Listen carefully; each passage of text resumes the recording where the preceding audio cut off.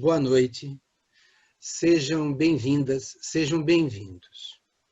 Eu sou o professor Marcos César de Freitas, do Departamento de Educação da Escola de Filosofia, Letras e Ciências Humanas da Universidade Federal de São Paulo, campus Guarulhos.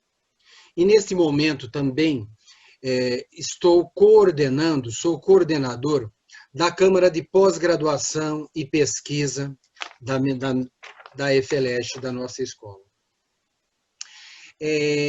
Hoje nós teremos aqui, nesta sessão, uma solenidade de reconhecimento e de entrega do prêmio de melhor dissertação e melhor tese aos nossos mestrandos e doutorandos que se titularam no ano de 2019. Isso é para nós motivo de imenso orgulho, satisfação e honra, porque significa compartilhar com um público amplo, com um público amplíssimo, que está nos dando a honra da visita nesse congresso, a qualidade, a densidade da pesquisa e da formação acadêmica que é feita na nossa escola, que é feita na nossa universidade. Este prêmio, ele foi concebido pelo professor Fernando Atic, coordenador da Câmara de Pós-Graduação e Pesquisa, na gestão anterior à minha, que com muito cuidado, com muito zelo, levou adiante o projeto, e quando assumi a gestão, um dos aspectos que mais me motivou foi pensar que, entre tantas tarefas e desafios que tínhamos, um deles consistia em colaborar, em dar visibilidade à qualidade imensa das dissertações e das teses que são produzidas e defendidas aqui no âmbito de nossa escola.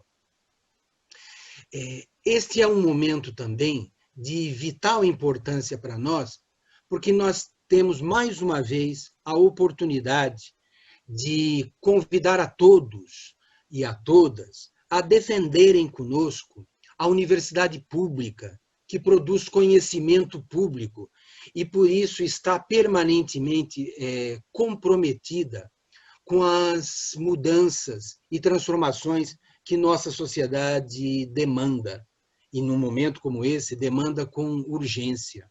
Ou seja, a qualidade de nossas pesquisas, presentes nas dissertações e nas teses, acrescentam à complexidade do cenário que nós estamos vivendo as perspectivas das humanidades, que têm a acrescentar ao cenário tumultuado que estamos enfrentando a subjetividade do humano, o olhar e a voz das invisibilidades, daqueles que não estão imediatamente presentes, visíveis, localizáveis, mas que reaparecem na densidade dos trabalhos, no cuidado zeloso, quase artesanal da escrita acadêmica, e que comparecem aqui para corroborar o nosso compromisso que só a universidade pública tem.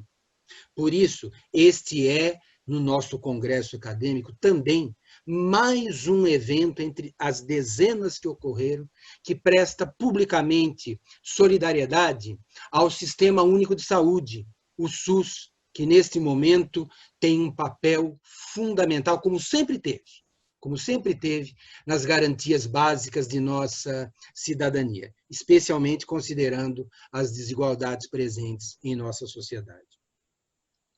A pós-graduação estrito sensu, ou seja, o sistema que regulamenta a concessão dos títulos de mestre e de doutor, é uma das estruturas mais importantes da Escola de Filosofia, Letras e Ciências Humanas da Unifesp. O campus Guarulhos, onde estamos, onde orgulhosamente estamos, nós chegamos aqui na passagem de 2006 para 2007. E vejam, evidentemente, esse foi um esforço imensamente marcado pelos grandes números presentes na implantação dos cursos de graduação, tarefa gigantesca. Mas há que se notar também que já em 2008 nós tínhamos pós-graduação estrito sensu no campus Guarulhos, na nossa EFELESH. Eu tenho aqui comigo a relação dos nossos... Veja, em 2008, nós abríamos a pós-graduação em Educação e Saúde. Na sequência, abrimos a pós-graduação em Filosofia. Na sequência, simultaneamente, a pós-graduação em Educação e Ciências Sociais. Na sequência, abrimos simultaneamente a pós-graduação em História e em História da Arte. E, recentemente, motivo também de imenso orgulho para nós, assumimos o ensino, a pós-graduação em Ensino de História, passando a fazer parte de uma rede nacional de pós-graduação em Ensino de História, denominada Prof. História. Oferecemos mestrado, oferecemos doutorado. Alguns cursos de doutorado ainda não têm premiados, porque estão em andamento as primeiras turmas. Mas, sem sombra de dúvida, podemos afirmar, porque temos números que demonstram isso, porque temos avaliação institucional que demonstra isso, porque temos reconhecimento da CAPES que demonstra isso, que a produção presente, a produção em andamento, já faz parte dos debates nacionais, já transforma a realidade. E nós temos, eu vou lhes dar um exemplo que muito, muito, muito me enche de orgulho. Eu pessoalmente, eu tenho ex-orientandos, que hoje em dia são eles também professores de universidades federais, de institutos técnicos federais, ou seja, o espaço que esta escola ocupa na pós-graduação estrito sensu é um espaço de grande relevância. Por isso, não é fácil, não é trivial receber um reconhecimento, melhor dissertação, melhor tese em determinada área, em determinado programa. Isso deve ser objeto do nosso maior reconhecimento. O esforço que esses mestrandos e mestrandas, doutorandos e doutorandas demonstraram no transcorrer de seus trabalhos, eles que permaneceram alguns anos conosco. Para o público que não está acostumado com a linguagem da pós-graduação, fazer um mestrado, fazer um doutorado, significa praticamente abrir mão da vida pessoal, tamanha a carga de leitura, tamanha a demanda de pesquisa de campo, de procura, que significa fazer com que a pessoa mergulhe numa realidade de pesquisa e de enorme complexidade. Sair desse processo com uma dissertação, com uma tese, que será examinada por rigorosa banca, e receber desse processo a titulação, mestre ou doutor, já é um acontecimento extraordinário.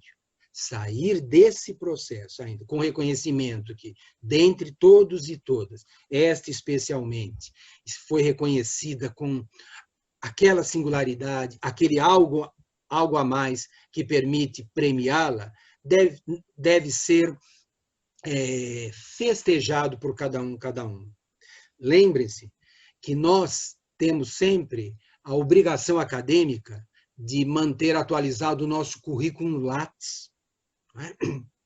E vejam que o currículo Lattes tem uma seção especial para os prêmios acadêmicos. É sinal de que isso é observado, é sinal de que isso é avaliado, é sinal de que isso engrandece os programas, as instituições e os pesquisadores. Então, aos que estão aqui presentes, ao público que nos assiste, eu renovo a gratidão da Universidade Federal de São Paulo e vamos passar a solenidade propriamente dita. Eu vou trazer ao recinto virtual, mas um recinto institucional, cada um dos premiados, apresentá-los muito brevemente, para que possam, em 5 minutos, cada qual, compartilhar com o grande público o que pesquisou. Antes de iniciar, eu quero também agradecer ao corpo docente da pós-graduação estrito sensu da nossa FLESH, de nossos programas. Os nossos orientadores, as nossas orientadoras, são responsáveis diretos pela densidade das pesquisas que são feitas. São pessoas de reconhecimento nacional e internacional. E o que faz qualquer instituição não são tijolos, instalações, equipamentos e apetrechos. O que faz uma instituição, especialmente uma instituição pública, são as pessoas. São as pessoas. São as pessoas e os compromissos que têm. E os compromissos que esses orientadoras e orientadores têm demonstrado nos dão a tranquilidade de que a ciência que praticamos, a ciência que fazemos, já está colaborando decisivamente com a formação de mestres e doutores de grande qualidade. A solenidade que está sendo gravada, dela resultará uma ata para a Câmara de Pós-Graduação e Pesquisa da FLESH, uma ata para a congregação da nossa escola, uma notificação oficial de nossa instituição à Coordenadoria de Aperfeiçoamento de Pessoal de Ensino Superior, a CAPES, e uma notificação ao Conselho Universitário, que é o colegiado maior de nossa universidade, de modo que cada registro esteja presente nos mais importantes órgãos e colegiados de documentação de nossa instituição. E cada um receberá também, tramitadas essas atas, um certificado atestando a premiação a que fez jus. Tá bem? Eu vou chamar cada um dos premiados em ordem alfabética. A ordem alfabética é a dos programas e não a das pessoas. Está bem? Então, veja. A Câmara de Pós-Graduação e Pesquisa da Escola de Filosofia, Letras e Ciências Humanas da Universidade Federal de São Paulo, que coordenou o processo de avaliação, julgamento e classificação das teses e dissertações defendidas em 2019, certifica, torna público e faz saber que nesta solenidade pública as melhores dissertações e teses defendidas neste campus, nesta escola, serão premiadas. Cada uma será outorgada com a seguinte designação: melhor dissertação ou melhor tese em, por exemplo, melhor dissertação em educação, melhor tese em filosofia, e assim sucessivamente. Tá bem? Então, eu peço a Rodrigo Frari Baroni que adentre o nosso recinto virtual, porque ele receberá o prêmio de melhor dissertação em Ciências Sociais da Universidade Federal de São Paulo. Rodrigo Baroni, por favor. Boa noite a todos e a todas. Rodrigo, você... Isso. Rodrigo Abelito, seja bem-vindo, uma honra premiá-lo. Peço a você, como nós temos um público amplíssimo, não é? Que em 5 minutos explique a pesquisa que você fez. Mas eu tenho a honra de anunciar que o Rodrigo foi orientado pela professora doutora Andréa Cláudia Miguel Marques Barbosa, que é, de certo modo, premiada também com a premiação do Rodrigo. Tem a palavra, Rodrigo.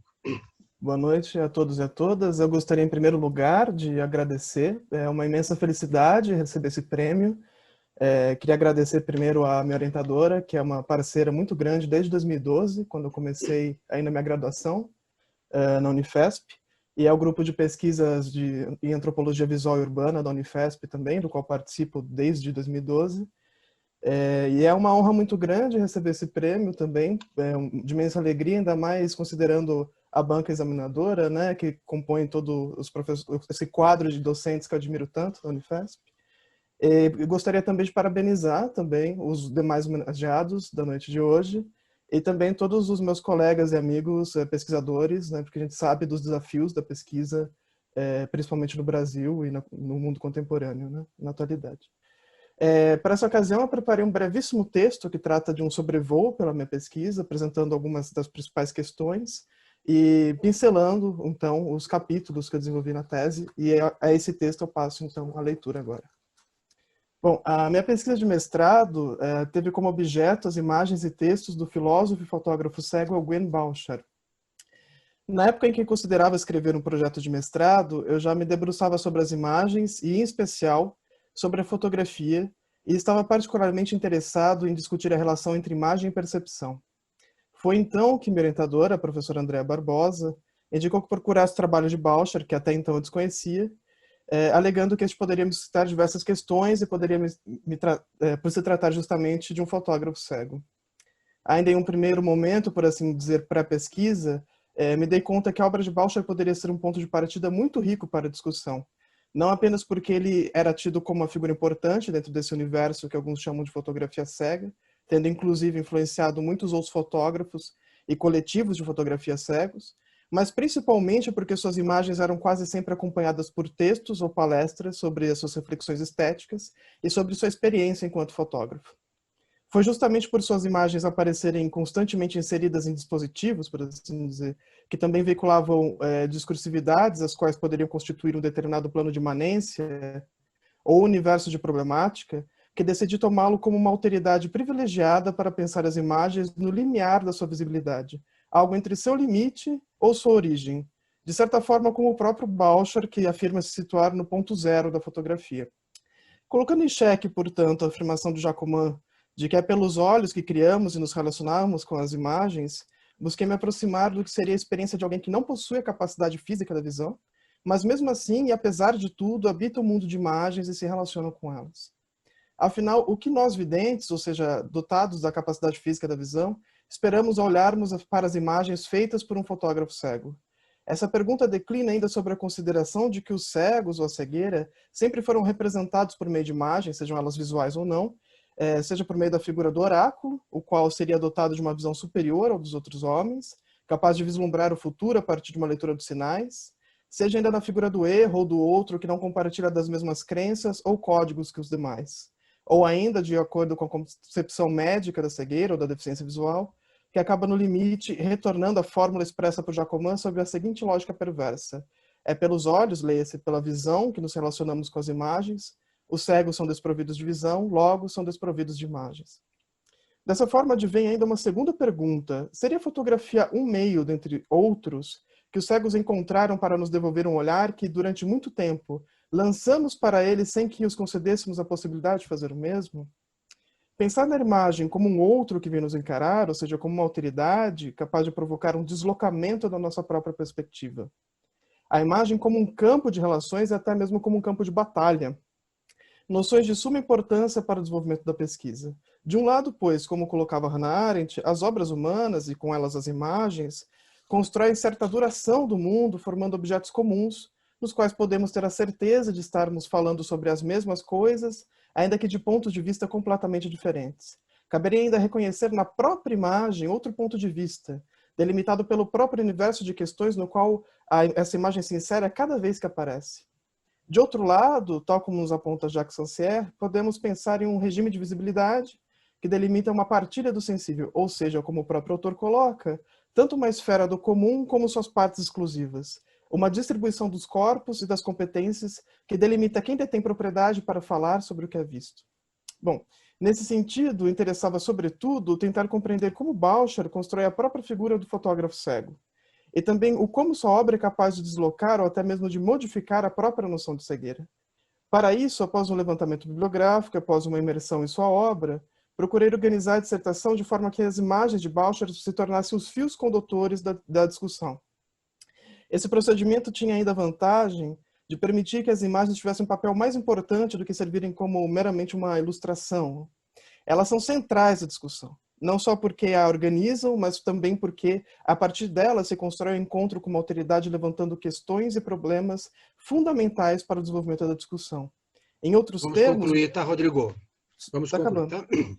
Em outros termos, me permitiu, enquanto pesquisador, ser afetado por essas imagens, ao mesmo tempo em que buscava potencializar a existência dessas imagens e compreendê-las no contexto de sua aparição, ou, para utilizar uma formosa expressão de Jorge Duberman, no lugar em que elas ardem.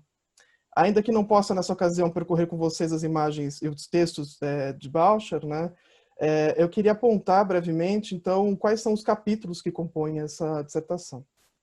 Um primeiro capítulo introdutório, eu levanto discussões acerca do ver e das imagens ditas visuais, e proponho pensar na fotografia enquanto um meio que opera e transita entre diferentes regimes de sensorialidade. Um segundo capítulo em que eu me debruço sobre as reflexões estéticas de Baucher, do Baucher, e a partir de uma experiência imersiva na sua obra, eu procuro tentar compreender como a ideia de cegueira é acionada e colocada em disputa por essa obra. Um terceiro capítulo, eu parto das considerações de diversos teóricos da fotografia, que, como a própria palavra indica, pensam que ela deveria ter algo a ver com a luz, para pensar, então, o que pode significar isso, né, para um fotógrafo cego, o que pode significar a própria luz, né, para um fotógrafo cego. Problematizando, então, as dimensões simbólicas e multissensoriais da luz, num plano estético e político. O quarto capítulo é dedicado a uma pequena reflexão sobre a reivindicação por parte de Baucher do desejo e do direito às imagens. E, por fim, o quinto e último capítulo, eu procuro mostrar como Baucher constrói a figura ou a persona do fotógrafo cego a partir de uma análise de 4 autorretratos do artista presentes em seu livro Memórias do Brasil. Bom, feito esse breve sobrevoo, eu espero que, de alguma maneira, eu possa ter despertado a curiosidade de vocês e que vocês possam ler carinhosamente essa dissertação que eu apresentei ao programa. Muito obrigado. Muito obrigado, Rodrigo. Parabéns, parabéns. Melhor dissertação de Ciências Sociais da Universidade Federal de São Paulo. Eu peço agora a Helenita Santa de Almeida, que adentre o recinto, para receber o prêmio de melhor dissertação em educação da Unifesp, pela defesa do trabalho A Crise na Educação Estadual Paulista como forma de administração. E tenho a honra também de compartilhar que esse trabalho foi orientado pela professora doutora Maria Angélica Pedra Minhoto, que certamente contribuiu decisivamente para o sucesso desta pesquisa. 5 minutos, Helenita, parabéns para você. Boa noite, professor. Boa noite a todos e todas. É uma satisfação gigante estar compartilhando essa noite com os demais companheiros pesquisadores, com as nossas famílias, os nossos amigos que também estão nos assistindo. O professor já iniciou aí o título da minha dissertação, então vou continuar dizendo que o problema central que moveu essa pesquisa, né, a crise na educação estadual paulista como forma de administração, foi verificar se as formas de divulgação na grande imprensa paulista dos resultados do SARESP, o Sistema de Avaliação do Rendimento Escolar do Estado de São Paulo, contribuíam para a produção de um estado de crise na rede pública de ensino do Estado de São Paulo. E se em caso positivo, de que forma? A hipótese principal que orientou a pesquisa foi que a divulgação dos resultados obtidos no SARESP contribuiu de modo significativo para a constituição de uma opinião comum, cada vez mais difundida, de que a escola pública é uma instituição em permanente crise.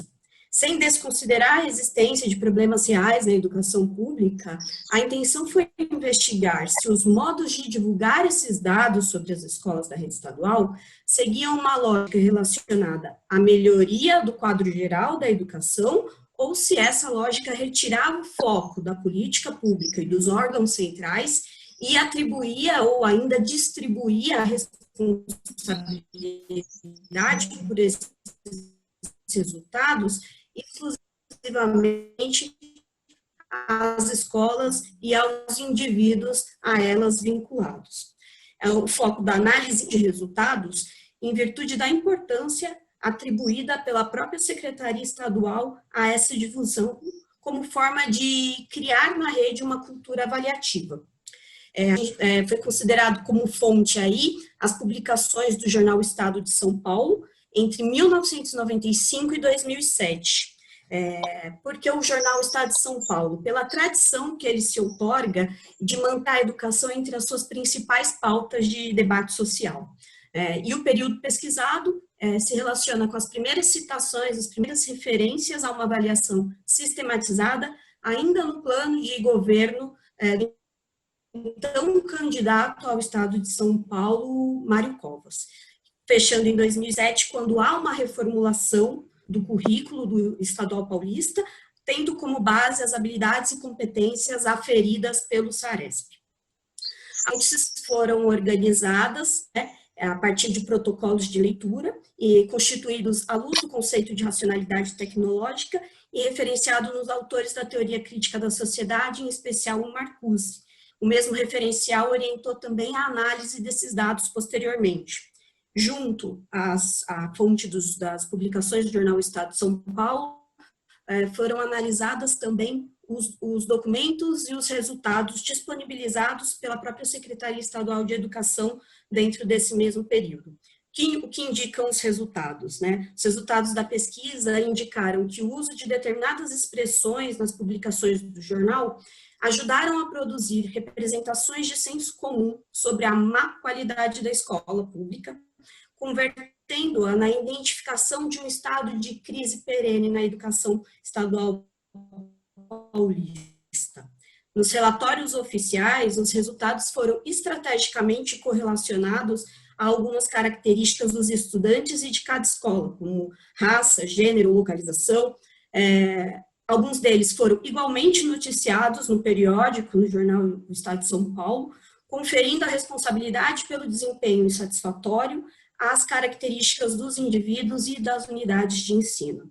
Ambas as publicações mostraram que, a partir da disseminação desse estado de crise, a Secretaria Estadual de Educação conseguiu induzir mudanças importantes na rede estadual, convertendo a avaliação num mecanismo de administração da rede e promovendo intervenções diretas na escola e também nas práticas docentes.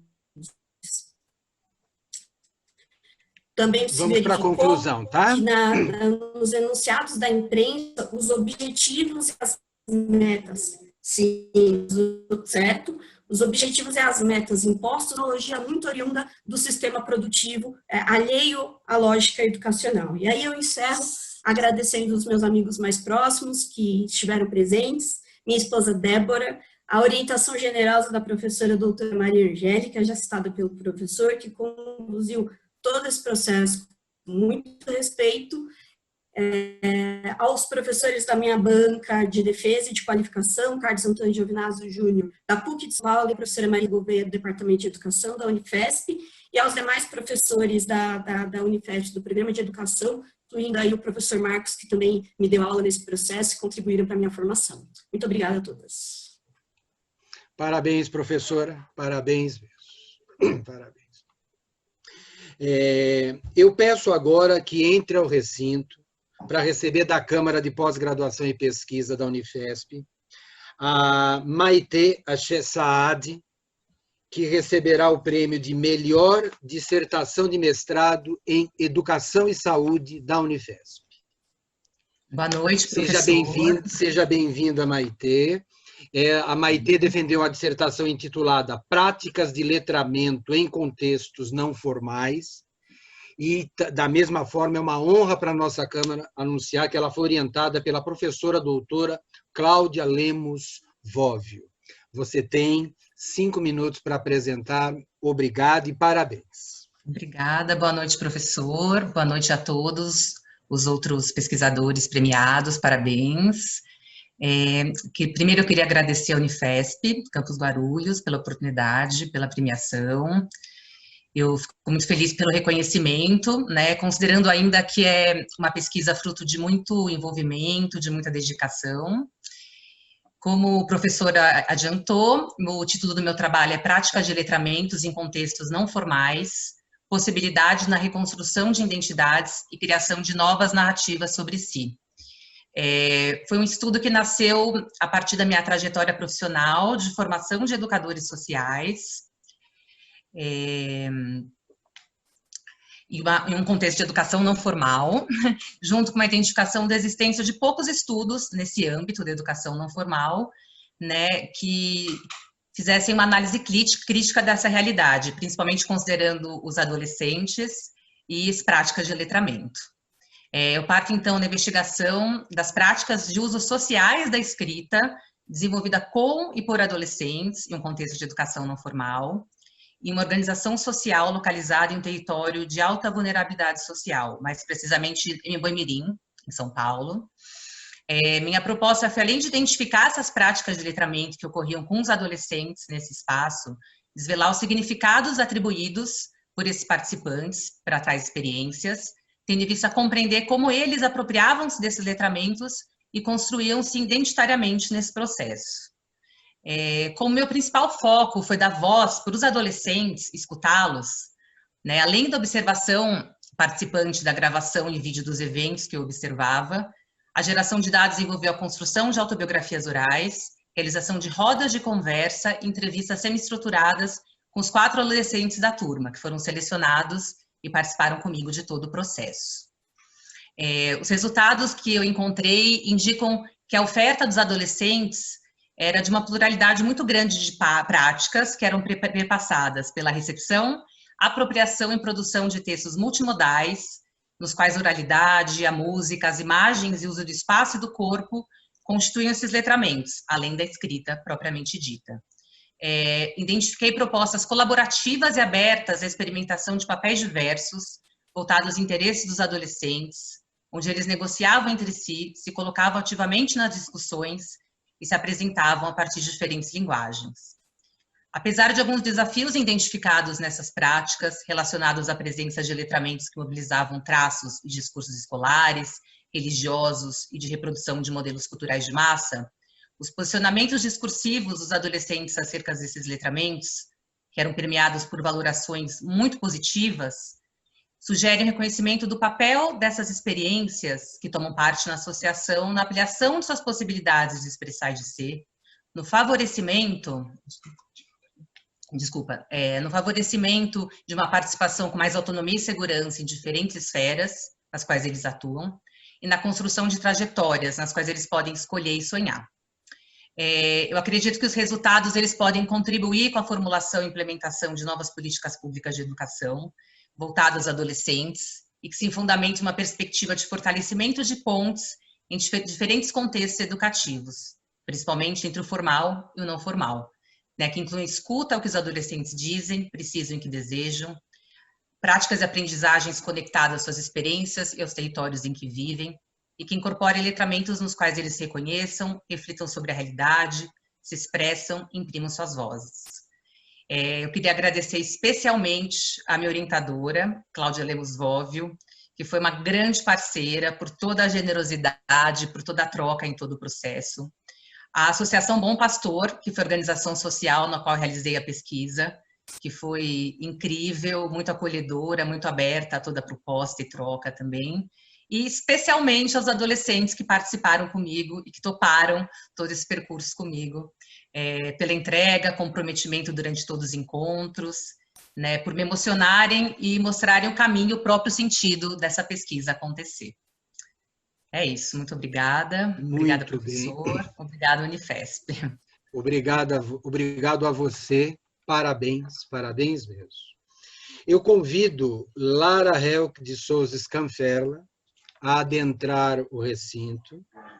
Lara receberá o prêmio de melhor tese de doutorado em Educação e Saúde, resultante da pesquisa intitulada Corpo e Sexualidade, segundo discentes e docentes do ensino médio. E me honra muito lembrar que foi orientada pelo professor doutor José Roberto da Silva Bretas. Parabéns, Lara, seja bem-vinda. peço que em 5 minutos compartilhe com o grande público a riqueza de sua pesquisa, de sua tese. Parabéns. Obrigada, professor Marcos. Boa noite a todas, todos e todes. Meu nome é Lara Souza, eu sou enfermeira formada pela primeira turma da FAMERP, uma autarquia estadual situada no município de 500 mil habitantes, situado aproximadamente a 450 quilômetros a noroeste da capital. Aí eu já situo vocês onde a pesquisa foi efetuada. É uma honra imensa receber esse prêmio, principalmente por ele estar situado dentro de um congresso que acontece no epicentro de uma pandemia, mas que permite, ao mesmo tempo, um acesso quase restrito à ciência, motivo que nos honra muito. A tese premiada, como o professor já nomeou, Corpo e Sexualidade segundo discentes e docentes do ensino médio, foi desenvolvida junto ao Programa de Pós-Graduação de Educação e Saúde na Infância e na Adolescência, com o fomento da CAPES, sob a orientação do professor Bretas.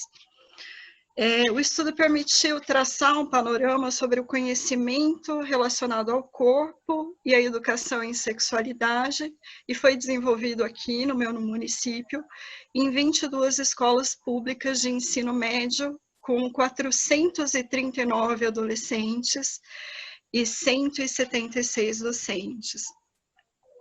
Durante o desenvolvimento dessa pesquisa, como não há forma de segregar a ciência do contexto sócio-histórico, em 2018 ocorreram dificuldades para a coleta de dados por conta do fortalecimento do movimento Escola Sem Partido. Mas eu agradeço imensamente à Diretoria Regional de Educação do município, em nome da professora Márcia Campos, que mesmo sob pressão, apoiou o desenvolvimento desse projeto. Acredito que seja uma das últimas pesquisas desenvolvidas antes das novas bases nacionais curriculares, e mesmo antes da supressão dos termos orientação sexual e gênero, os resultados evidenciam que a educação em sexualidade no movimento baseava-se numa visão biologicista. Inferimos que essa visão é apenas local, mas que pode ser extrapolada para todo o cenário nacional. Com esse estudo, acreditamos poder contribuir para sustentar e dar bases a políticas públicas de educação e saúde. Eu aproveito a ocasião para efetuar também alguns agradecimentos. Convido a todos à leitura da tese, que ficará no repositório da Unifesp. Agradeço ao programa, à CAPES, pelo financiamento, à Unifesp, ao meu coordenador, professor José Roberto Bretas, pela sua brilhante orientação, aos colegas e amigos da pós, porque morando longe eu fui acolhida, recebi afeto, carinho, muitas vezes teto e comida quente para ficar em São Paulo. As minhas colegas do Departamento de Saúde Coletiva da FAMERP por me auxiliarem, aos meus alunos e adolescentes participantes dessa pesquisa, ao Centro Acadêmico de Enfermagem da minha faculdade, que também me apoiou muito, as mulheres da minha vida, minha mãe e minha filha, minhas maiores apoiadoras e fãs, aos meus amigos e parentes que, como o professor disse, por suportarem as minhas ausências nesses longos 4 anos de elaboração desse projeto, pelas minhas ausências e surtos, os meus mais profundos agradecimentos. Muitíssimo obrigado, Lara. Parabéns, parabéns pelo seu trabalho. Eu convido a entrar o recinto online Lourenço da Silva Queiroz, que vai receber o prêmio de melhor dissertação de mestrado em filosofia, por ter defendido a dissertação intitulada Para uma cartografia da servidão inconsciente, em O Anti-Édipo de Deleuze e Guattari, que foi orientada pelo professor Dr. Sandro Cobol, o que muito nos honra também. Parabéns, Lourenço, uma honra.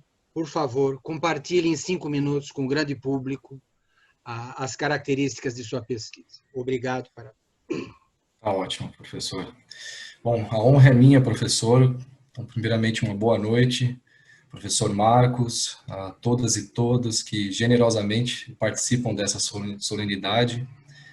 Eu só posso dizer que é motivo de alegria, uma honra mesmo receber esse prêmio. Eu gostaria também de parabenizar todos os colegas.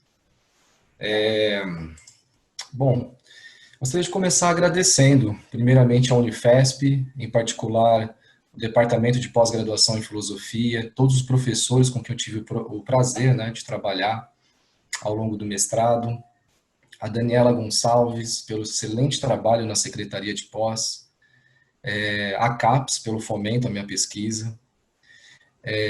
Quero registrar aqui minha mais profunda gratidão ao professor e orientador Sandro Cobol Fornazari, mais do que um orientador, foi um grande amigo atencioso, que sempre incentivou o meu trabalho e me deu plena liberdade para pesquisar. Agradeço ao professor Hélio Rebelo Cardoso Júnior, Felipe Ferreira e Alessandro Salles, que contribuíram decisivamente com essa pesquisa. Ao grupo de pesquisa em filosofia da diferença, criado pelo professor Sandro e todos os colegas do grupo. E, como não poderia deixar de ser, também agradeço aos meus alunos do Colégio Oswald de Andrade, com quem estou sempre aprendendo, e é uma alegria poder partilhar esses problemas da minha pesquisa com eles. A minha família, né, e, sobretudo, ao meu pai, em memória de meu pai, que foi sempre um dos grandes incentivadores dos meus estudos, a quem eu dedico esse trabalho. E a minha esposa, Cristiane Cardoso Ferreira, minha amada parceira em toda essa travessia chamada vida, né? Bom, passando então à apresentação do trabalho, bem rápida e sucintamente, eu poderia dizer que o objetivo central da pesquisa foi tentar compreender como que o Deleuze e Guattari pensam um problema da servidão voluntária no Antiédipo, na obra O Antiédipo, que é o primeiro volume do Capitalismo e Esquizofrenia. O problema da servidão voluntária, como sabemos, é um problema que se torna clássico na filosofia política desde a publicação do Discurso da Servidão Voluntária, escrito pelo Etienne Laboissy, no século XVI. Bom, Laboissy ele se perguntava como é possível que os sujeitos não só aceitem a própria servidão, a própria sujeição, mas a desejem. O que ocorre, para que os sujeitos desejem a tirania, que terminará por assujeitá-los por meio das formas mais sutis, as mais brutais possíveis. Bom, esse problema ele vai insistir ao longo da história da filosofia, vai sofrer diversas mutações, diversos tratamentos, dependendo da perspectiva filosófica. Mas o Deleuze e Guattari dizem que esse é um problema fundamental da filosofia política, e eles se alinham tanto ao Spinoza quanto a William Reich.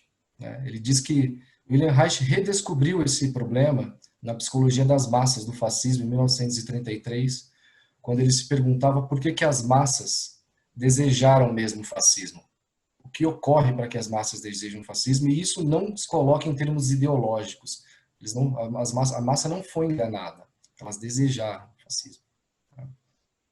Bom, Deleuze e Guattari vão retomar esse problema no contexto de maio de 68 na França. Eles acreditavam que maio de 68 tinha um estatuto de um verdadeiro acontecimento que poderia produzir um novo campo de possíveis, novas formas de existência, esconjurar toda e qualquer manifestação fascista. E, no entanto, os eventos posteriores mostraram que isso não ocorreu. Maio de 68, enquanto acontecimento que havia aberto, não ocorreu, não foi efetuado na sua integridade. Houve uma onda fascista, reacionária, que se instaurou logo em seguida. Então, para compreender como os sujeitos são agentes da própria servidão, era preciso se desvencilhar desse dualismo que se colocava, então, entre desejo de um lado e o campo social do outro. Esse dualismo era infrutífero para pensar. Então, a tese fundamental do Antiédipo é pensar como se dá a imanência entre o desejo e o campo social, né? Como que é possível inserir a ideia da produção no desejo e o desejo na produção. Essa era a tese fundamental. Porque não há campo social com a sua distribuição de corpos, as formas de trabalhar, as formas de desejar, as formas de usar a linguagem, a disposição do olhar, a disposição da voz, a maneira como a nossa conduta no mundo, ela não poderia ser sem investimento do desejo. Então é preciso que o desejo passe ao seio da própria infraestrutura, né? Então, para isso, Deleuze e Guattari mobilizam uma quantidade extraordinária de conceitos, né, para dar conta dessa questão fundamental. Tá? Então, foi isso que eu tentei, digamos assim, cartografar ao longo da pesquisa. Então, eu convido a todos a ler e a debater, porque me parece que essa é uma das questões que urge, uma questão extremamente atual e que necessita continuar sendo pensada. Bom, mais uma vez eu gostaria de manifestar toda a minha gratidão à Unifesp por acolher a pesquisa e a todos. Obrigado. Parabéns, Lourenço, parabéns. Não há dúvida a respeito da atualidade da questão de fundo que você apresenta. Aliás, não há dúvida que todas as dissertações e teses que estão sendo aqui premiadas trazem indagações imprescindíveis ao atual contexto em que estamos todos submersos. Né? Eu convido Saulo Krieger a adentrar o recinto online. Ele vai receber o prêmio de melhor tese de doutorado em filosofia da Unifesp. Ele que defendeu a tese intitulada O Cerne Oculto do Projeto Nietzscheano, que foi orientada pelo querido professor doutor Ivo da Silva Júnior. Parabéns, Saulo. Obrigado pela sua presença e pelo seu trabalho. Por favor, em 5 minutos, compartilhe com o público mais amplo a riqueza do seu estudo. Seja bem-vindo. Obrigado, professor Marcos. Boa noite, professor. Boa noite a todos. É uma grande alegria estar aqui recebendo esse reconhecimento. E eu felicito, antes de mais, a todos os colegas aqui presentes e agradeço, né, em primeiro lugar, os agradecimentos à própria Unifesp, ao seu corpo docente, ao departamento, a Daniela, indispensável em vários momentos, aos demais funcionários, ao meu orientador, Ivo da Silva Júnior, aos membros da banca também, ao co-orientador na França, Patrick Vautling, ao GEM, Grupo de Estudos Nietzsche, e aos colegas do GEM, a CAPES, pelas bolsas no Brasil e no exterior, aos governos Lula e Dilma, que propiciaram a Unifesp e as bolsas, no caso, né, no exterior, e ao meu companheiro Roberto Rodrigues de Oliveira. Pois bem, a minha pesquisa, que tem o subtítulo Logos versus Pathos no ato de filosofar, ela acabou por partir de um questionamento muito simples, ensejado pelo próprio filósofo, no caso Nietzsche, né? Se ele tantas vezes, em seu percurso filosófico, tece referências pouco elogiosas à consciência, decretando-a como superficial, intermitente, tiranizada pelos impulsos, enganadora, autoiludida, a pergunta que eu me fiz foi: como um filósofo que assim se refere à própria consciência pode ele próprio tecer um construto filosófico do qual se supõe, evidentemente, ser consciente? Pois ele não o fez dessa maneira, ele não o fez se pautando tão só pela consciência, que é superficial, tiranizada pelos impulsos. Ele se pautou, isso sim, por um embate agônico entre consciência e inconsciência, que reproduzia em filosofia, na filosofia dele, um embate agônico, tal como um embate que é estruturante da vida, segundo o próprio Nietzsche, e que estrutura também a arte. Bom, assim, no primeiro capítulo, eu abordo o que se passa, segundo o próprio Nietzsche, quando filósofos se entregam sem mais justamente a um dispositivo superficial e intermitente como é a consciência. Para tanto, eu, com Nietzsche, com citações de Nietzsche, passo em revista alguns pensadores dos séculos 17, 18 e 19, que acabaram envolvidos pela sua própria inconsciência, o que eu chamei de uma pedra de tropeço. Ora, se os filósofos ali abordados tropeçaram na pedra de sua própria inconsciência, de que modo Nietzsche poderia se dar conta, apropriar-se desse processo que vitimou filósofos como, ao ver do próprio Nietzsche, como Descartes, Spinoza, Rousseau, Kant e Schopenhauer, iniciando o seu ato de filosofar de Nietzsche pela mobilização de camadas inconscientes da sua própria pulsionalidade, apropriando-se do processo pelo qual pensamentos são suscitados na consciência. O processo em questão é o de um recobrar da consciência sempre que ela estiver prestes a se fazer intermitente, a cair, como dizer, né? Assim, passando já o que eu trabalhei no segundo capítulo, eu abordo em pormenor esse processo de conversão artística, por um fazer artístico em filosofia, de forças inconscientes e inconscientes, desde a fisiologia do próprio Nietzsche até o modo como ele concebe e, sobretudo, como ele exerce a linguagem. A sua linguagem se vale tanto de saltos inconscientes e metafóricos, né, que vem lá dos processos pulsionais. Eu abordo a pulsação orgânica do próprio Nietzsche, a se externar no tempo de sua escrita, além de outros fatores estilísticos que eu abordo no capítulo 2. No momento seguinte, terceiro capítulo, o núcleo, né, que deu origem à tese, foi o caso de abordar o modo como o trânsito proposto no capítulo 2 se fez fisiologicamente possível. Daí eu acompanhei o percurso do filósofo em uma tentativa de compreender como, dos estímulos nervosos ou dos impulsos orgânicos, veio a se produzir, pela via imanente, a consciência no homem. Tratou-se ali de acompanhar o processo de compreensão por Nietzsche da natureza dos impulsos e do modo como eles interagem. Eu propus uma natureza pulsional concebida segundo 4 dimensões. A primeira é a da embriaguez, da individuação e da criação da embriaguez e do descentramento dionisíacos. A segunda é da interação da individuação e da criação de belas formas, aparentada ao apolíneo. A terceira é a dimensão axiológica do gosto, pelo qual os impulsos a todo tempo valoram. A quarta dimensão é a do tempo, pulsação, e do estilo, pelos quais as interações efetivamente se dão. O desvelamento dessas dimensões teria facultado a Nietzsche a compreensão dos impulsos não como unidades, entidades atômicas e subsistentes, mas como a sua própria interação, como a sua própria valoração, como seu próprio estilo, de modo que haveria neles tanto uma consciência que, amplificada pela linguagem articulada, no caso do homem, origina a consciência tal qual a conhecemos, quanto haveria também, já nos nossos impulsos orgânicos, um fazer artístico. Tendo justificado... Encaminha para a conclusão, tá, Saulo? Por favor. Tá certo. Uhum.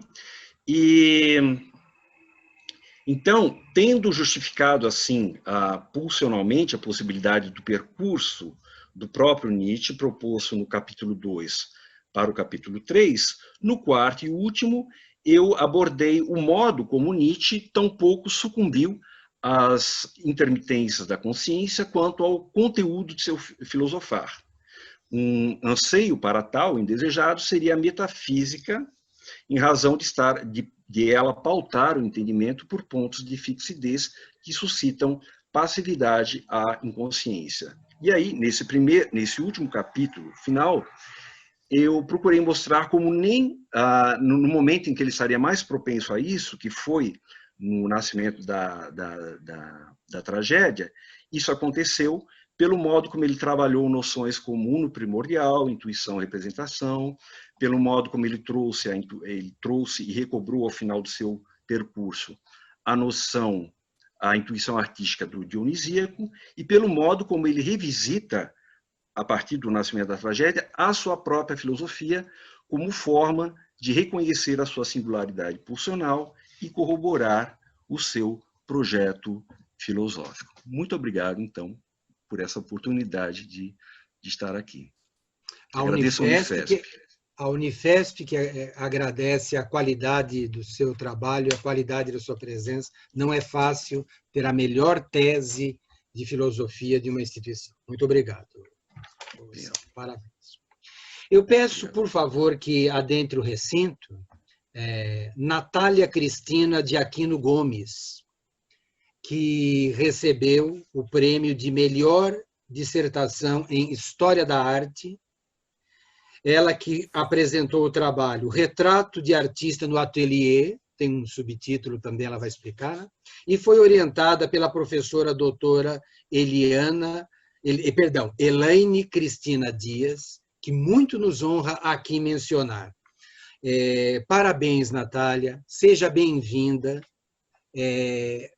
Por favor, compartilhe em 5 minutos a riqueza do seu trabalho com todos nós. Olá, boa noite. Eu gostaria de iniciar agradecendo a todos que estão presentes nessa sessão. É com extrema felicidade que eu recebo esse prêmio, e não é só meu, é da Unifesp, é de todos. Eu preparei brevemente um textinho, então irei lê-lo com todos os agradecimentos e também resumidamente com que se trata a dissertação. Bem, inicio esse espaço agradecendo à Unifesp Campus Guarulhos, ao Departamento de História da Arte, ao Programa de Pós-Graduação em História da Arte e a todo o seu corpo docente. Em especial, a minha orientadora, a professora doutora Elaine Dias. Sua orientação e leitura atenta forneceram o direcionamento para o avanço da pesquisa, assim como para a sua conclusão.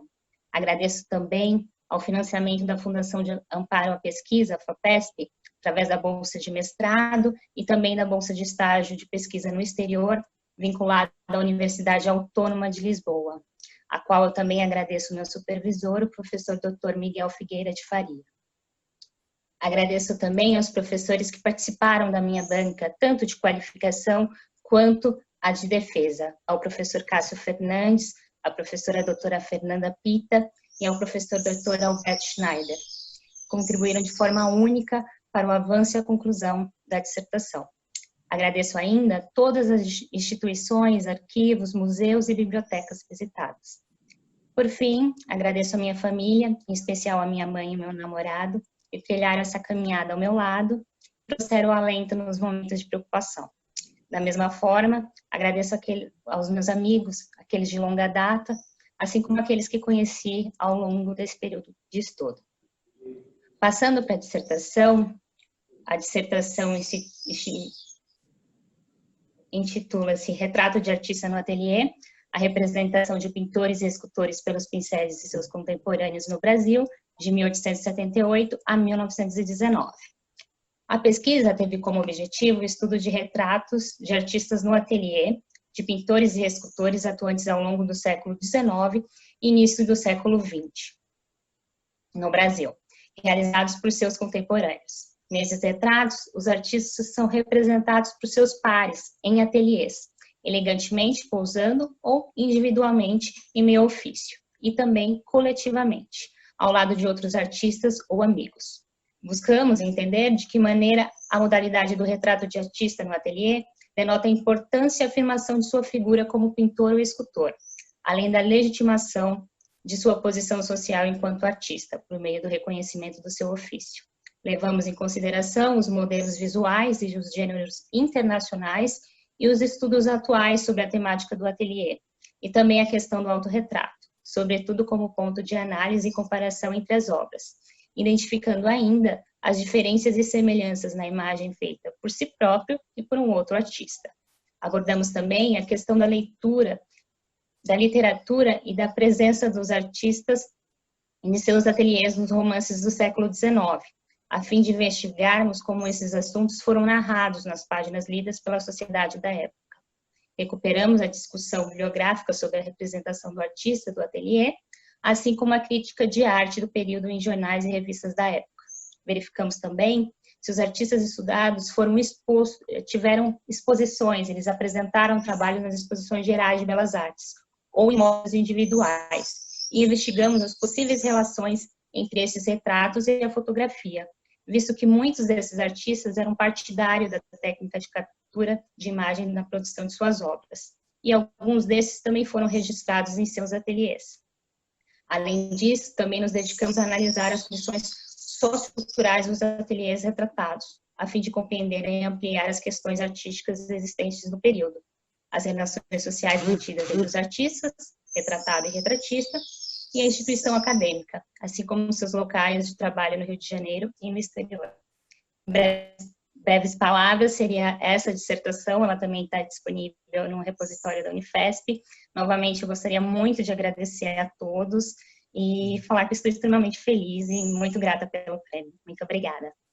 A sua felicidade e a nossa felicidade também, Natália. É uma honra, é um orgulho poder reconhecer o seu trabalho. Muito obrigado. Muito obrigada, professor. Eu convido Fábio Dantas Rocha a adentrar o recinto online. Ele vai receber o prêmio de melhor dissertação de mestrado em História da Unifesp. Ele que defendeu a dissertação intitulada Saindo das Sombras, Classe e Raça na São Paulo pós-abolição, 1887-1930, e que foi orientado pelo professor doutor Jaime Rodrigues, o que muito nos honra mencionar aqui também. Fábio, obrigado. Fábio, parabéns por sua trajetória e sua presença, e peço a você que em 5 minutos sintetize o seu trabalho também para o público mais amplo. Muito obrigado. Bom, obrigado, professor. Antes de mais nada, eu queria agradecer a todos os meus professores da Unifesp, especialmente ao professor Jaime Rodrigues, que foi meu orientador, e que hoje eu estou muito feliz de poder chamar ele, mais do que professor, mas como amigo.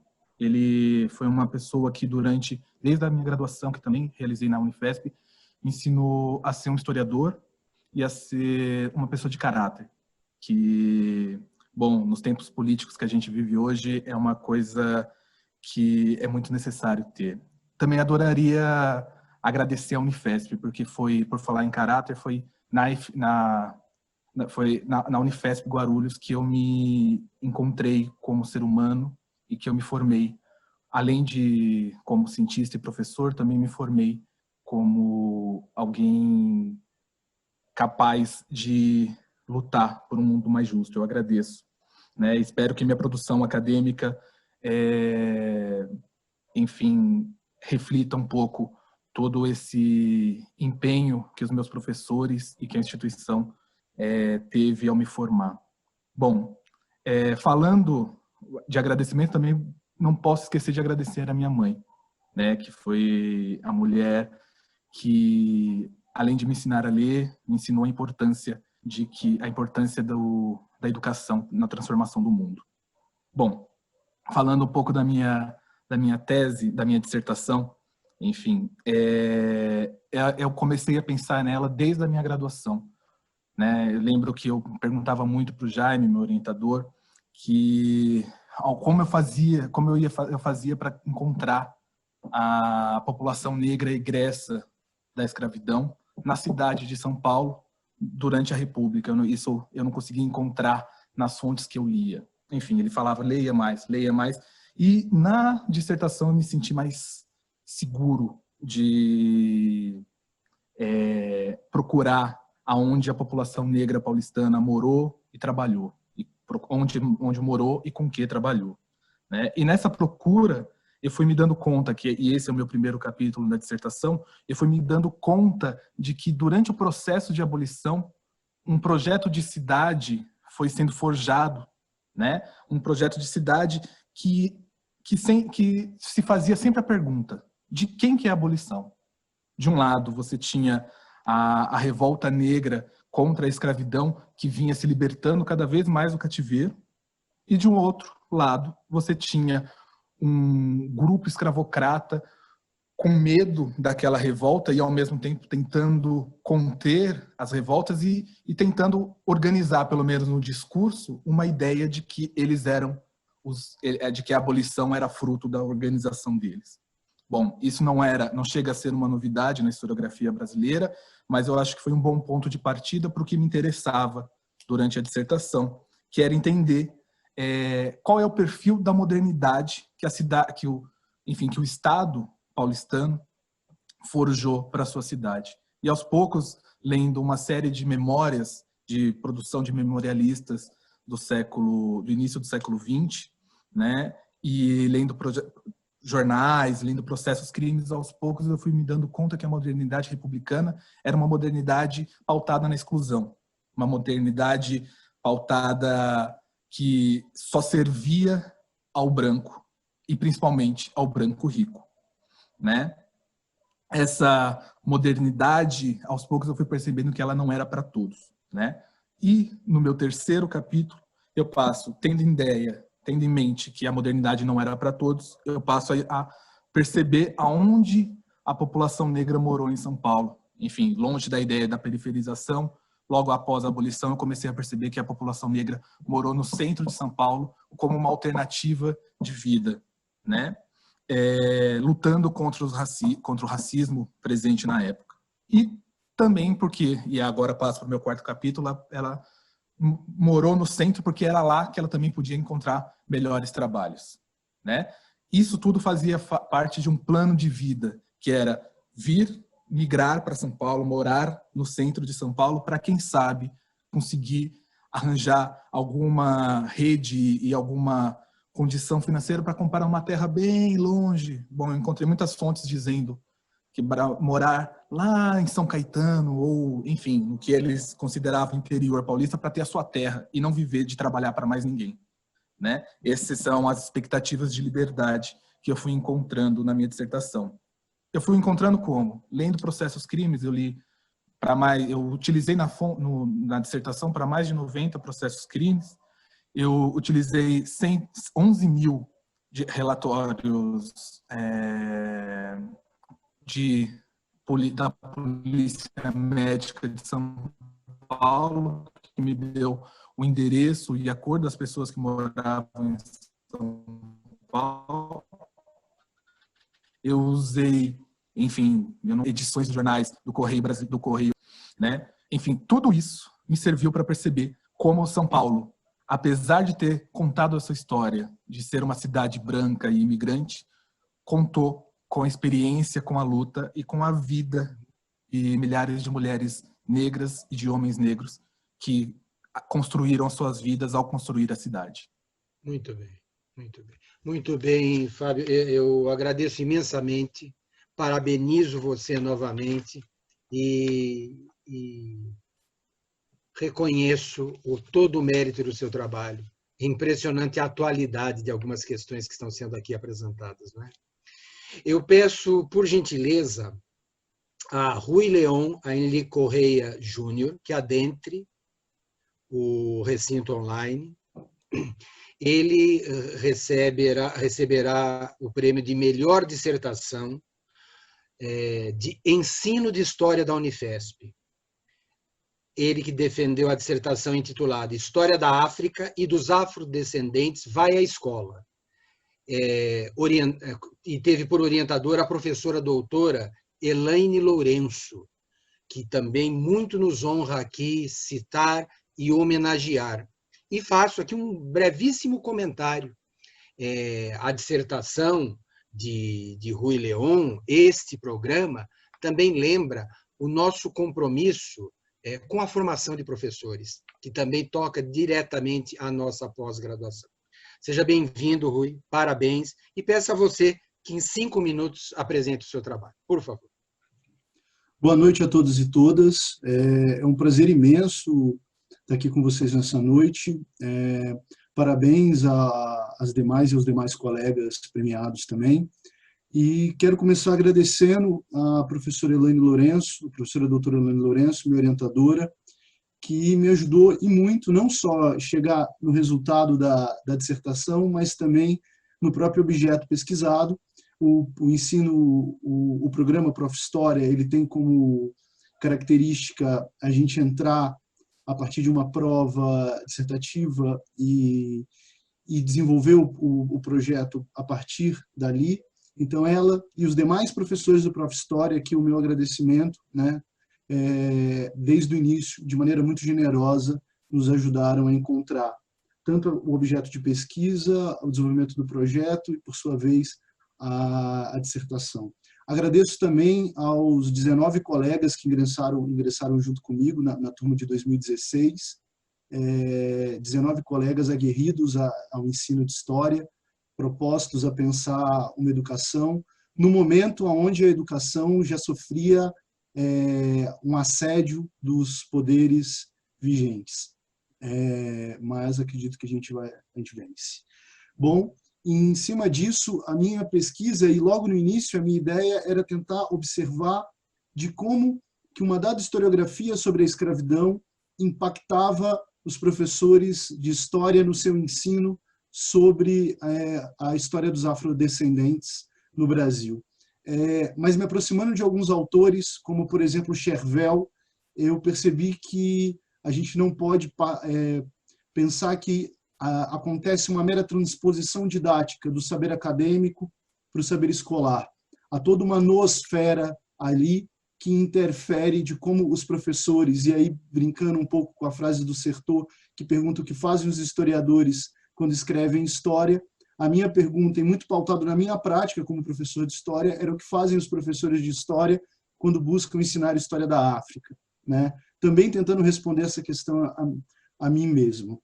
E a partir das elaborações do Chervel, do Tardif e do Goodson, eu percebi que esses saberes eles são compostos tanto de saberes de vida, saberes experienciais, saberes acadêmicos, e que o professor ele tem uma especificidade muito interessante, porque ele retorna para o lugar de trabalho onde ele teve durante muitos anos na condição de aluno. Então, também é uma memória da tua experiência como aluno, né? E então, depois de toda essa leitura, ficou para mim evidente que eu deveria fazer uma pesquisa mais qualitativa, buscando entrevistar professoras e professores que trabalham com o ensino de História da África, tentando, de alguma maneira, observar o que me diziam sobre suas práticas, né? E, para isso, eu fui fazer entrevista com elas e com eles. E fica aqui também o meu agradecimento a essas professoras e esses professores que, por vezes, no intervalo de 2 empregos, pararam a sua agenda para me ceder a entrevista. Não posso revelar os nomes, porque durante a entrevista combinei o anonimato com eles. E o que pude perceber na entrevista, e para poder fazer o perfil dos professores, levando em consideração e sendo coerente com a ideia que a história de vida e o saber experiencial, ou seja, pensando no que o Tardif nos diz, né?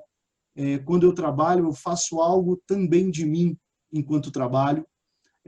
A gente buscou professores que estavam, e professoras, em pontos distintos da carreira, né? Professoras com 20, 15 anos de sala de aula, professores mais recentes na sala de aula, todos eles na Prefeitura de São Paulo. E por que na Prefeitura de São Paulo?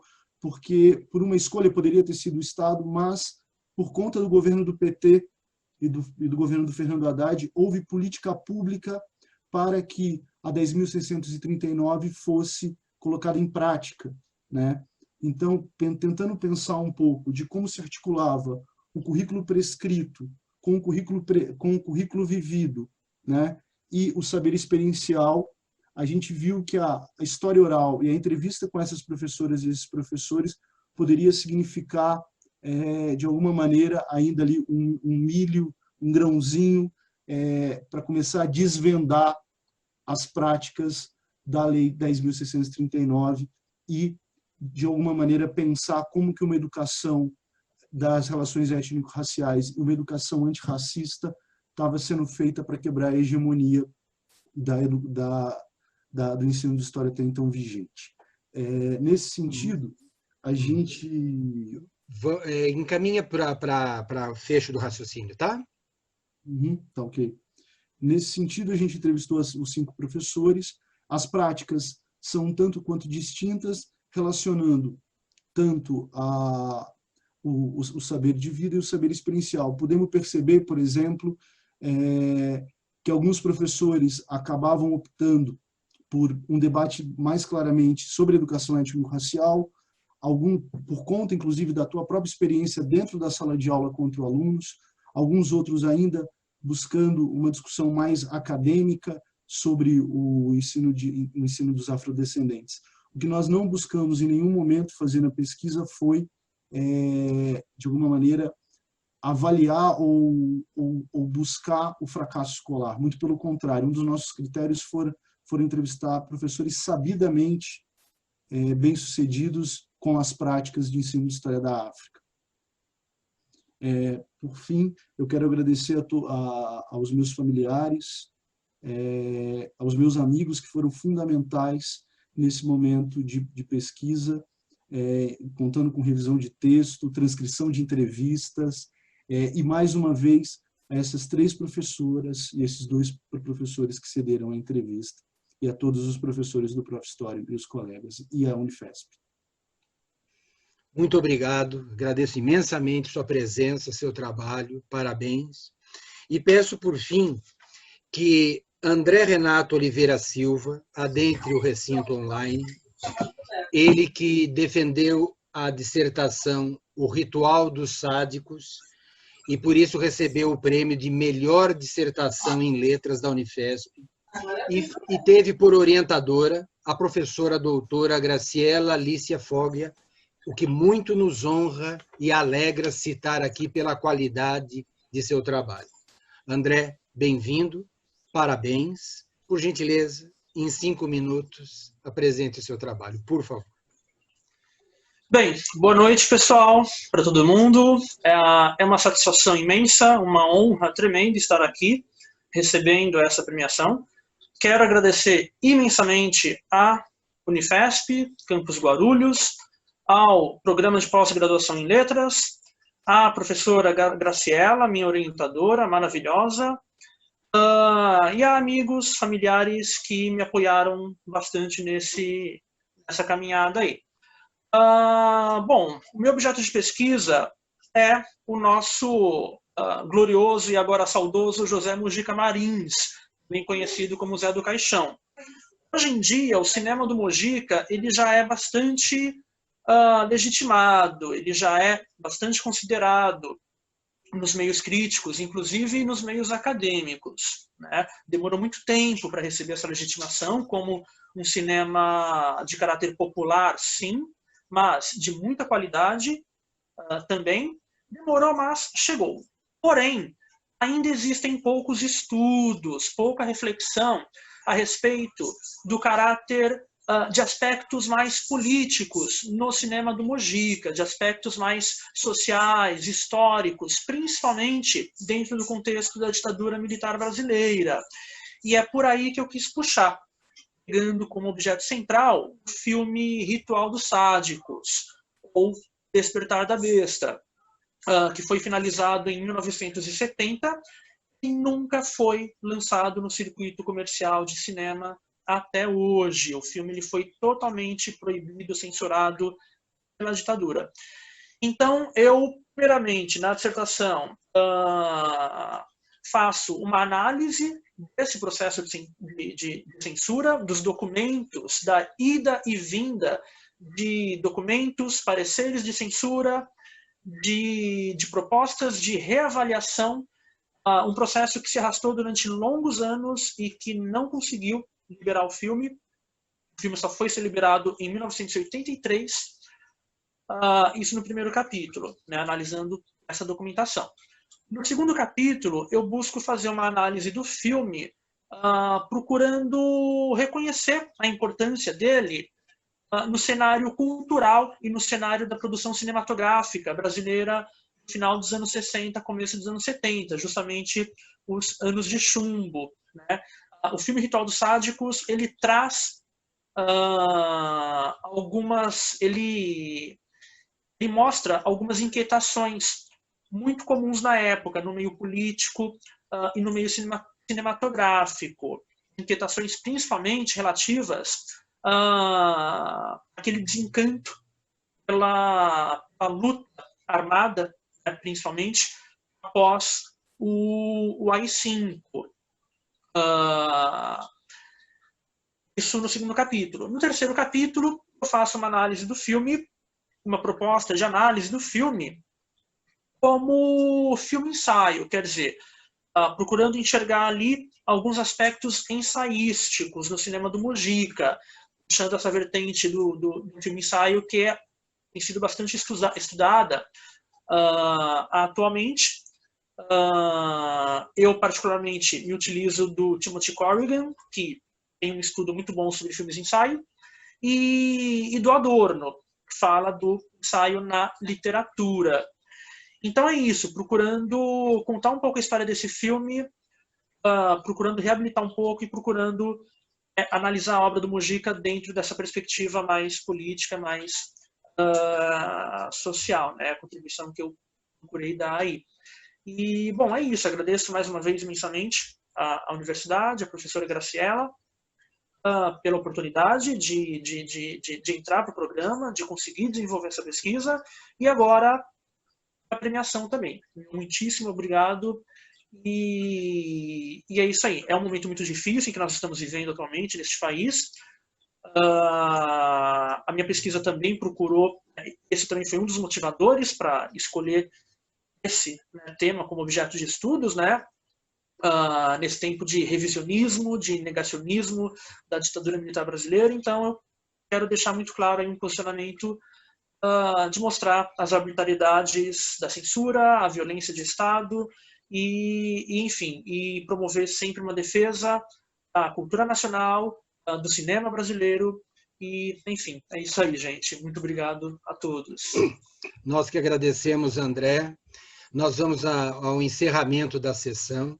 Eu peço a todos que adentrem, ainda com o microfone desativado, para que não haja instabilidade, mas adentrem o recinto para a gente fazer o encerramento. Adentrem com suas imagens, não é? De modo a...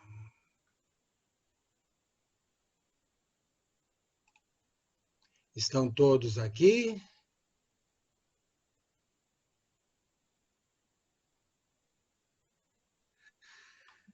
Pois bem,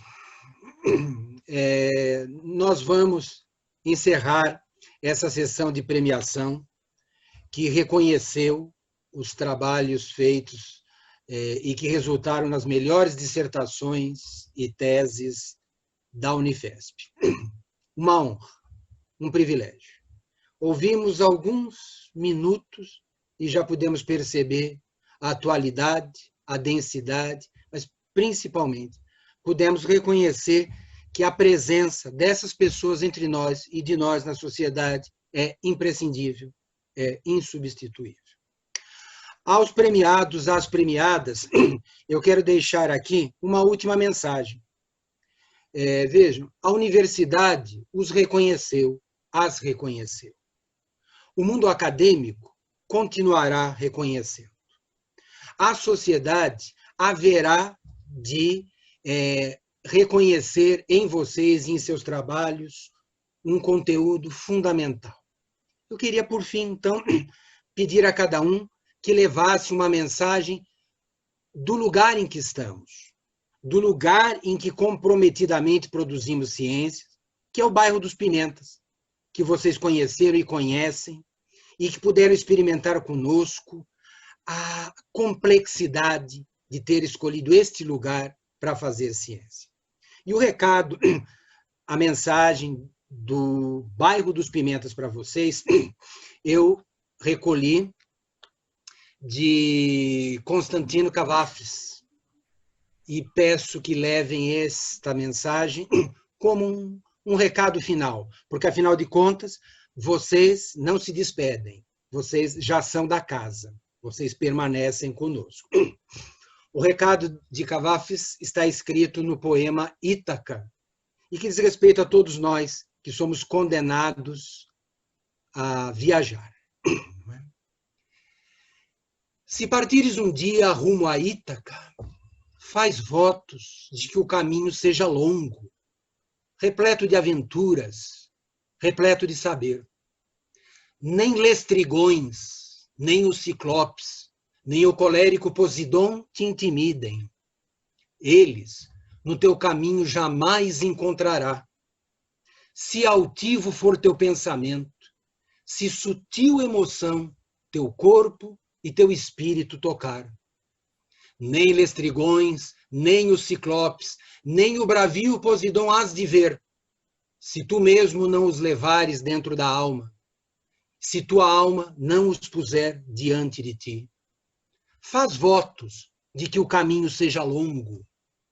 Numerosas serão as manhãs de verão, nas quais, com que prazer, com que alegria, tu hás de entrar pela primeira vez num porto, para correr às lojas dos fenícios, e belas mercancias adquirir, e belas madrepérolas, corais, âmbares, ébanos, e perfumes sensuais de toda espécie, e quanto houver de aromas deleitosos. Há muitas cidades do Egito peregrina para aprender dos doutos, mas tem todo o tempo, Ítaca na mente, estás predestinado a ali chegar. Mas não apresses a viagem nunca. Melhor, muitos anos levares de jornada e fundeares na ilha, velho enfim, rico do quanto ganhaste no caminho, sem esperar riquezas que Ítaca te desse. Uma bela viagem deu-te Ítaca, sem ela não te ponhas a caminho. Mais do que isso, não lhe cumpre dar-te. Ítaca não te iludiu, se a achas pobre. Tu te tornaste sábio, sábia, um homem, uma mulher de experiência, e agora sabes o que significam Ítacas. Foi um privilégio viajar com cada um de vocês. É um privilégio contar com vocês neste lugar em que estamos. Em que lugar estamos? No lugar em que nos apresentamos para defender a universidade pública, a escola pública, a educação pública, os nossos vínculos com a escola básica, os nossos vínculos com o Sistema Único de Saúde. E contar com a presença de cada um de vocês permanentemente entre nós. Porque é para isso que estamos aqui. Ou seja, para que todos os brasileiros e brasileiras saibam um dia o que significam Ítacas. Em nome da Universidade Federal de São Paulo, em nome da Câmara de Pós-Graduação e Pesquisa da Escola de Filosofia, Letras e Ciências Humanas, eu declaro encerrada essa sessão solene, agradeço a presença de todos e convido a que permaneçam nos últimos instantes de nosso congresso, que ainda tem algo de muito interessante a apresentar a todos. Uma boa noite, sejam muito felizes e cuidem-se bem. Até lá.